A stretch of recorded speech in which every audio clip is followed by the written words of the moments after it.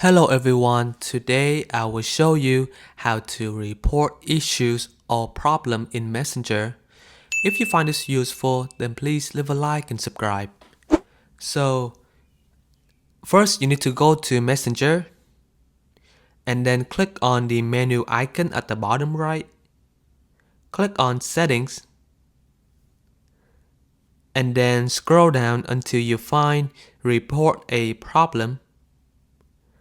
And then click on Report Anyway. So here you can include the logs or the diagnostic. If you don't want to, you can always hit don't include.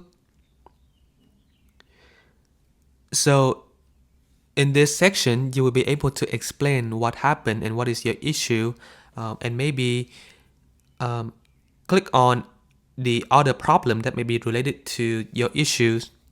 So once you enter like the issues, you can also attach the picture, and once you're done, you can click send, and the report will be received by the support team.